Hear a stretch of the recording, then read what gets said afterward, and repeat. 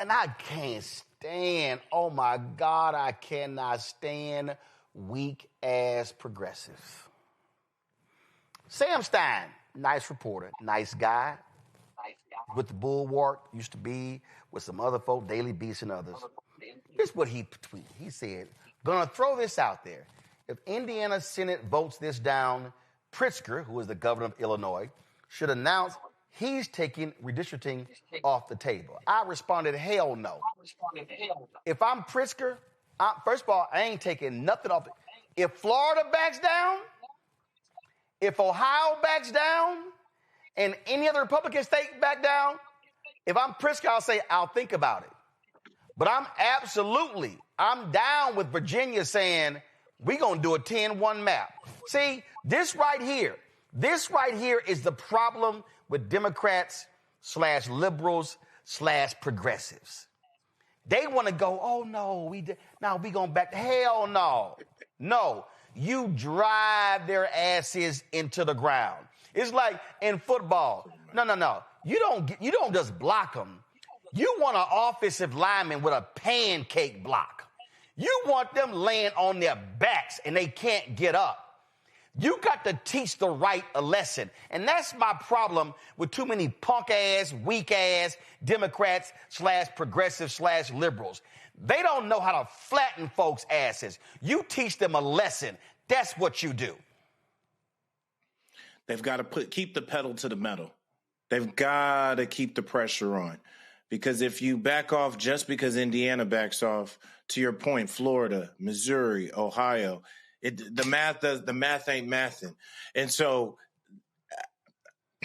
while I think some in the party and some on the progressive side are trying to see this as a 1-to-1, I don't think that sentiment is throughout the entire party. I think Pritzker has the right notion. Gavin Newsom has the right notion. Any of these other states that are democratically controlled have the right notion. We have to keep that pressure on well into next year, because the moment we ease up off the gas, and the moment we say, you know what, all right, we're not thinking about redistricting.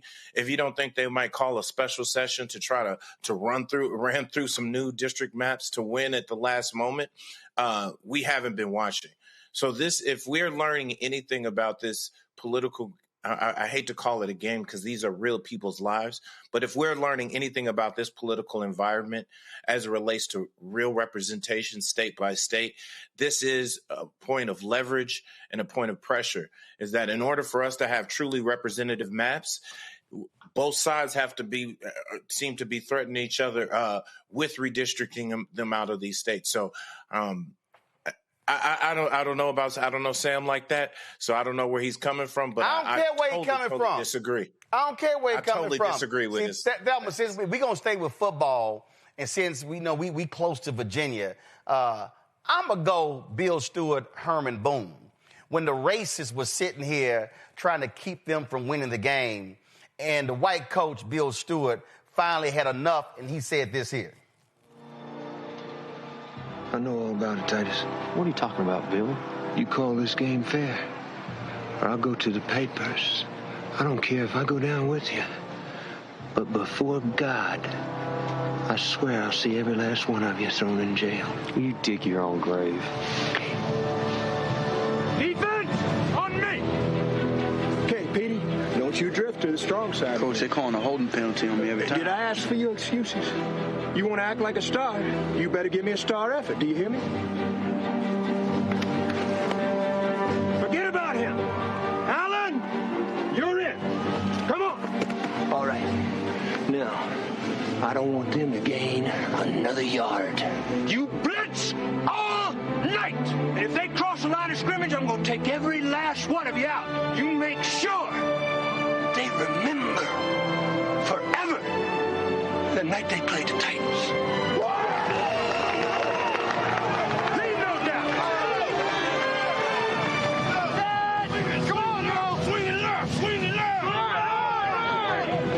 Dad!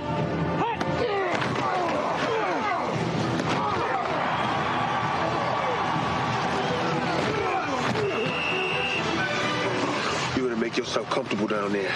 Real comfortable.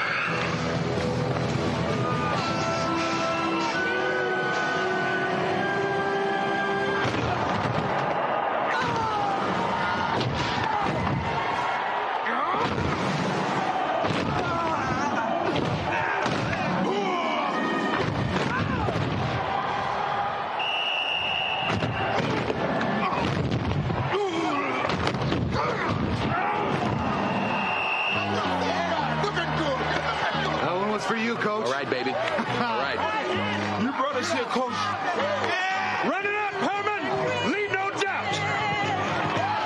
That's what I'm saying. Every Democratic strategist should play that damn clip to the DCCC, the DSCC, the DGA. Every group said, run it up, leave no doubt. No. Listen, No. they have to. That is the perfect demonstration of who we have to be and who we need to be in this moment. So if they don't understand the significance and the urgency of keeping your foot on their fucking neck, they should be begging for oxygen. They should be begging for you to stop. They should be begging for you to get up. If they are not doing that, you are not going hard enough. You're not going deep enough. You're not piercing their organs so that they can stop. They need to be begging for mercy. That's how urgent and that's how hard this fight needs to feel for them. Absolutely. I'm just like, I don't care, y'all. I have been telling y'all from the beginning of this year what's going on. These people are trying to destroy this country. These people want to destroy Black America. These people want to impose a shameful and despicable ideology. They are about whiteness. They are about white supremacy. That's what they all about. And my deal is like, that's right, leave no doubt. And I keep telling all y'all, okay, you got primaries coming up.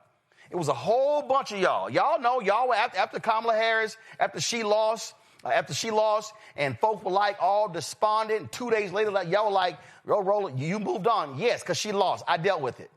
And what did I say last year? I'm focused on the Wisconsin Supreme Court race. I'm focusing on the constitutional amendments in Louisiana. I'm focusing on mayoral elections. I'm focusing on the North Carolina Supreme Court race. And that's what I'm talking about.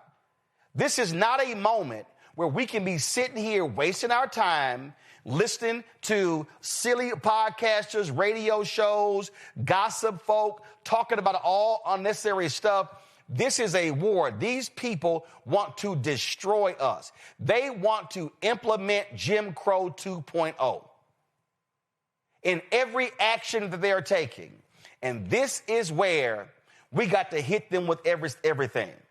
And see, some of y'all sitting out there, okay, y'all have been beneficiaries of Black people who were fighting, beneficiaries of Black people all across the country who didn't lay down. And you got some folks highly educated, well paid, sitting and saying, well, it really don't affect me. Bullshit, it does. Because it affects your cousin and your aunt and your uncle and your mama and your daddy and your brothers and your sisters. This is not a time for us to check out. 2026, we should be whooping ass up and down the East Coast, Southwest, West Coast, Midwest, state races, county races, city races, school district races, you name it. That's what this moment calls for. This is war. So damn it, act like it. Hello, I'm Isaac Hayes III, founder and CEO of Fanbase, and I'm here with a very important message. We are at a turning point in the Black community where we must have equity in the apps we use that scale to billions of dollars. But this time, we own the infrastructure, we own the culture, and we shape the future. And Fanbase is the future. Fanbase combines the free functionality of Instagram, TikTok, and YouTube into an all-in-one platform built for the evolution of social media and monetization. With over 1.4 million users, that's real proof that we are shifting the conversation of tech ownership and equity for creators. So right now, I want you to go to startengine.com/fanbase and invest today. The minimum to invest is $399. That gets you 60 shares of stock in Fanbase at $665 a share. This marks a turning point in Black ownership of social media. If we don't take this opportunity to own social media right now, we will always be customers to our own creations. And that can't go on. So once again, go to startengine.com/fanbase and invest today. We must own the platforms where our voices live, our stories matter, and where our culture drives the world. Thank you.